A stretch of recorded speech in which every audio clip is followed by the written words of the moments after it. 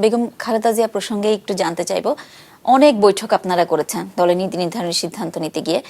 সেসব বৈঠক, স্থায়ী কমিটির বৈঠকে আসলে উনি কি ধরনের ভূমিকায় থাকতেন বা সিদ্ধান্তটা উনি কিভাবে নিতেন, কঠিন কঠিন যেসব সিদ্ধান্ত নিতেন? দেখেন, বেগম খালেদা জিয়া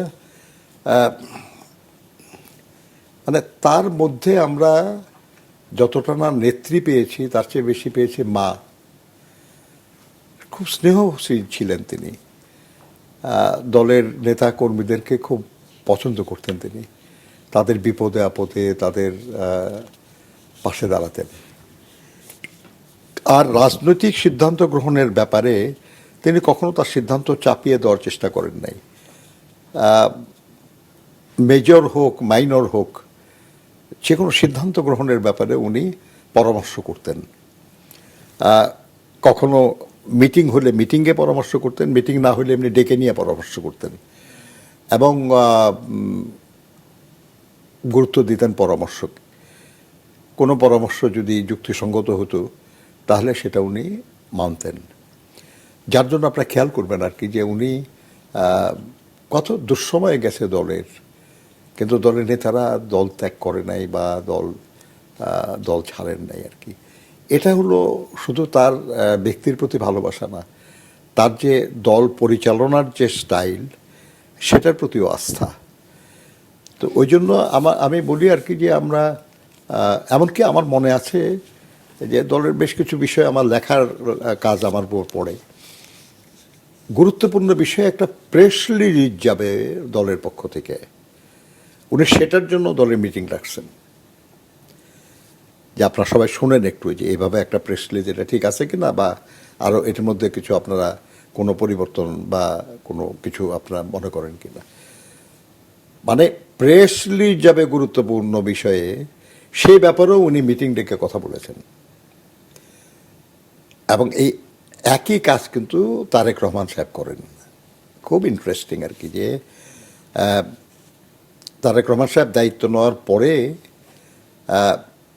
প্রতি সোমবারে আমরা স্থায়ী কমিটির মিটিং করেছি, এবং কখনো কখনো সপ্তাহে 2-3বারও মিটিং করেছি আমরা।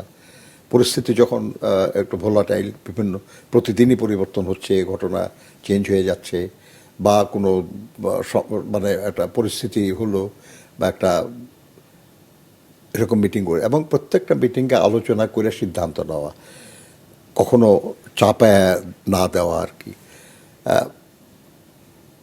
বেগম খালেদা জিয়া এমন হয় না আর কি যে উনি কখনো এমন বলেছেন আর কি যে আমি তো আপনাদের চেয়ে ছোট বা কিছু, আপনারা বলেন কি করা যায়।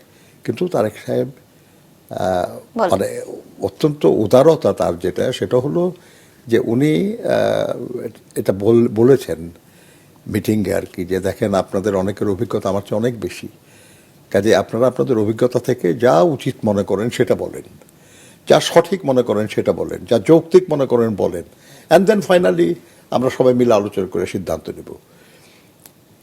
এই বিষয়গুলি, এবং ম্যাডামও সেটাই বলতেন, একটা ভিন্ন ভাষায় কিন্তু বলতেন একই কথা আর কি, এবং আমরা তাই করেছি।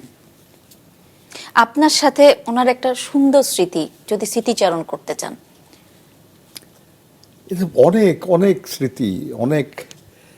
উনি এখন আমাদের মাঝে নাই, তার সঙ্গে যেসব স্মৃতি আলোচনা করা খুব কষ্ট হবে আর কি। আমার ভালো লাগে না, কারণ তাকে